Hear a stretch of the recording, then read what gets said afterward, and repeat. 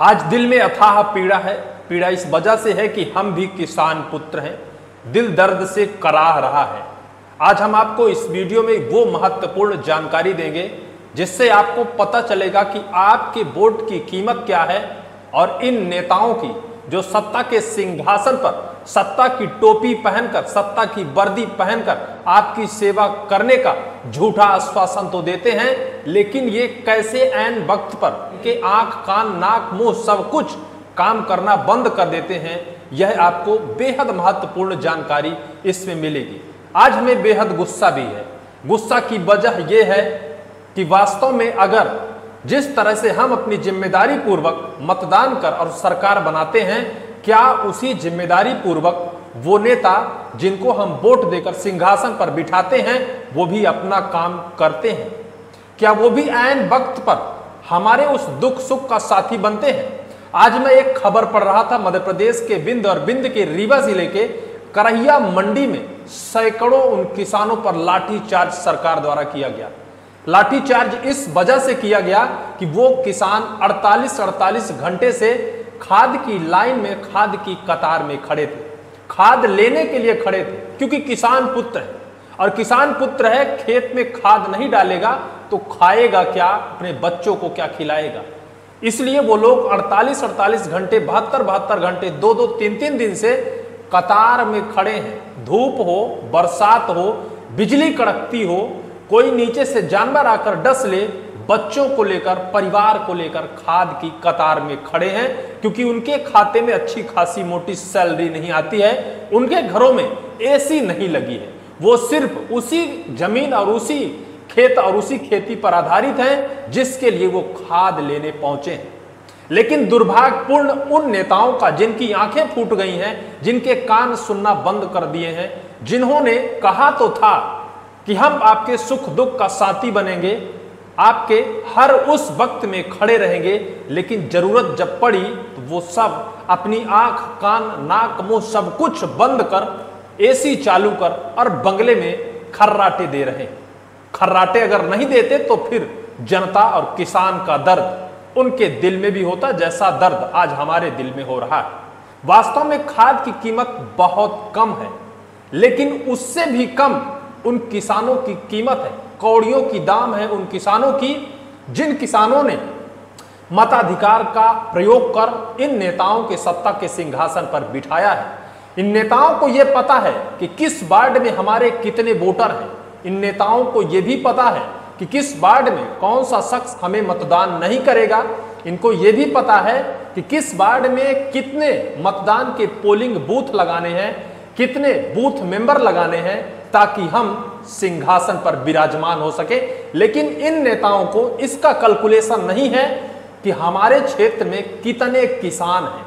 आज भी इनको मैं चैलेंज करता हूं, वही सत्ताधारी नेता जो आज सिंहासन पर बैठकर मलाई चाट रहे हैं, उनको मैं चैलेंज करता हूं कि उनको कैलकुलेशन नहीं है कि उनके क्षेत्र में कितने किसान हैं। अगर उनको कैलकुलेशन होता तो एक ही केंद्र में 3-3, 4-4 हजार किसान 4-4 दिन से लाइन लगाकर खड़े ना होते। अगर उनके कैलकुलेशन होता तो हर गांव के हर वार्ड में एक खाद वितरण केंद्र या फिर उप केंद्र बनाया जाता, जिससे किसानों को सही टाइम पर उनकी खाद मिल पाती, वो खाद लेकर अपने खेतों में डाल पाते, और जब खेतों में डालते तो लहलहाती फसल उनकी निकलती, तब उनका परिवार हंसता, खेलता, मुस्कुराता। लेकिन इन किसानों के दाम कौड़ियों के हैं। ये कौड़ियों के दाम बिकने वाले किसान हैं इन नेताओं की नजर में।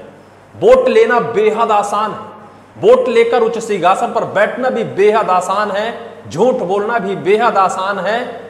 लेकिन उन किसानों की कतार में खड़े होकर ये नेता अगर दिखा देते हैं तो मैं मान लूंगा कि वास्तव में इन्होंने जनता से मताधिकार का प्रयोग कर उच्च सिंहासन पर बैठकर और जनता के वादे पर खरा उतरे हैं।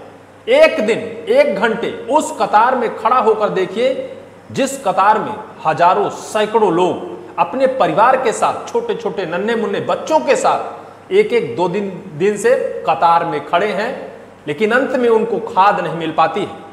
बताया जाता है कि माहौल खराब किया जा रहा था, इस वजह से थोड़ा बल प्रयोग किया गया और फिर उन किसानों को, उन किसान पुत्रों के ऊपर लाठी चार्ज की जाती है, उनको पीट दिया जाता है। बेहबल पीटा जाता है जब तक वो वहां से भाग नहीं जाते हैं, जब तक उनके मन से खादी लेने का ख्याल नहीं मिट जाता है।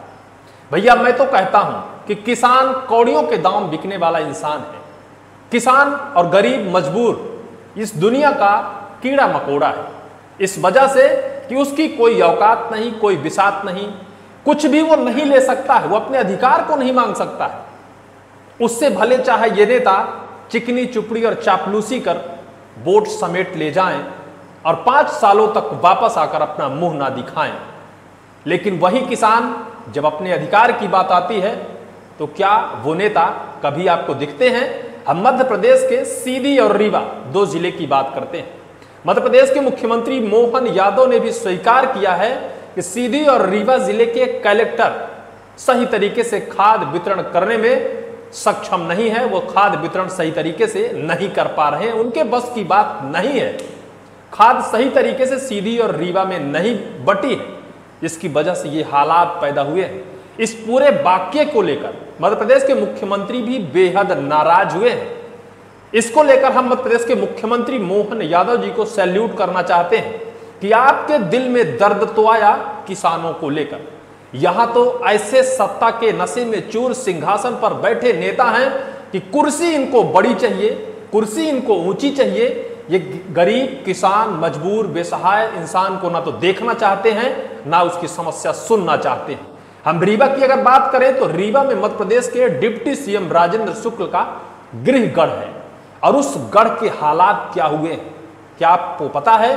बीते दिनों वहां करहिया मंडी में किसान खाद लेने के लिए कतार में खड़े थे, उनके ऊपर बेहबल लाठी चार्ज किया गया, पुलिस बल उनको पीटा।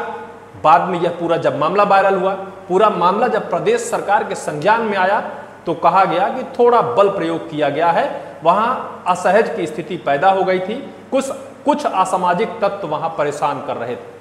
मध्य प्रदेश के रीवा जिले के डिप्टी सीएम माननीय राजेंद्र शुक्ल जी, आपसे भी सवाल है, क्या आपको सुनाई देता है या फिर आपको दिखाई देता है? क्यों आप जब वोट मांगने का वक्त आता है तो जनता के चौखट चौखट तक जाकर हाथ जोड़कर विनती जोड़कर मतदान समेट लेते हैं? क्यों आप वहां नहीं जाते जहां किसानों को खाद नहीं मिलती? क्यों आप वहां किसानों की लाइन में नहीं खड़े होते जब किसानों को सही वक्त पर खाद नहीं मिलती? क्यों आपकी क्या जिम्मेदारी नहीं है कि किसान लाठी खा रहा है किस लिए? खाद के लिए। क्यों आपकी शराब, नशाखोरी, अवैध मादक पदार्थ की बढ़ती बिक्री में रोक नहीं लग रही? जिस तरह से पुलिस ने लाठीचार्ज किसानों के ऊपर किया, क्या वही लाठीचार्ज इन अवैध मादक पदार्थ की बिक्री करने वालों के ऊपर बरसाई जाए तो क्या मादक पदार्थ की इतनी ज्यादा बिक्री और इतनी ज्यादा बढ़ोतरी होगी? मध्य प्रदेश का बिंद अवैध मादक पदार्थ को लेकर विख्यात है, लेकिन पुलिस की लाठी भी उनके सामने कमजोर पड़ती है। पुलिस की लाठी तो मध्य प्रदेश के किसानों के लिए शायद मजबूत है, जिस तरह से रीवा के करहिया मंडी में किसानों के ऊपर लाठी बरसाई गई। आपने कभी किसी बनिया व्यापारी को उस कतार में खड़े होते देखा है? नहीं देखा होगा, लेकिन उसके घर पर जाइए, 100, 200, 400 बोरी खाद पड़ी होगी, भले चाहे 200-250 रुपए की खाद वो 500 और 1000 में बेचे। लेकिन क्या उस बनिए को कभी आपने देखा है कि किसी मंडी में कतार में खड़े होकर खाद ले? नहीं देखा होगा, क्योंकि भैया सत्ता के नशे में और सत्ता की लाइन में जो खड़ा है वो कभी गरीब किसान मजबूर की लाइन में खड़ा नहीं होता है। और जो सिर्फ वोट देना चाहता है, जो सिर्फ वोट देना जानता है, उससे यही नेता चापलूसी कर वोट तो समेटते हैं, लेकिन देते क्या हैं? पुलिस की लाठी। खाद नहीं मिलती सही टाइम पर, उनको सही वक्त पर पानी, खाद, बीज नहीं मिलता है, और फिर वो दाने दाने के लिए मोहताज होने के लिए मजबूर हो जाते हैं। यही वजह है कि मध्य प्रदेश के बिंद में खाद की संकट इतनी ज्यादा है कि शायद मध्य प्रदेश के बिंद के उन नेताओं को भी कैलकुलेशन नहीं होगा कि उनके क्षेत्र में कितने गरीब मजबूर किसान हैं जिनको खाद की आवश्यकता है। एक मंडी बना दी गई, प्रशासन डींगे हाँकता है कि खाद बट रही है, लेकिन बट रही है तो फिर किसान लगातार झुंड और भीड़ क्यों लगा रहा है?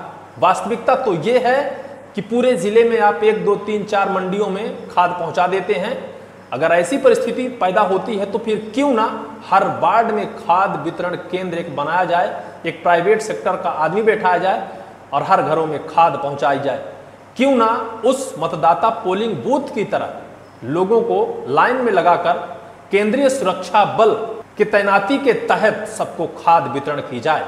हमारी नसीहत, हमारी राय शायद कोई लेगा नहीं, लेकिन वास्तविकता ये है कि ऐसे नेताओं को जिन्हें हम आंख मूंद कर वोट देते हैं, वो ऐसे ही आंख मूंद कर, गलैचा बिछाकर, एसी चालू कर, बंगले का दरवाजा बंद कर और खूब खर्राटे बजाकर सोते हैं। किसान मरता है तो मरता रहे, जनता भिड़ती है तो भिड़ती रहे, पुलिस पीटती है तो पीटती रहे, लेकिन ऐसा नहीं होना चाहिए। मध्य प्रदेश के मुख्यमंत्री मोहन यादव जी से हम गुजारिश करना चाहते हैं कि इसको लेकर एक समुचित व्यवस्था कराई जाए।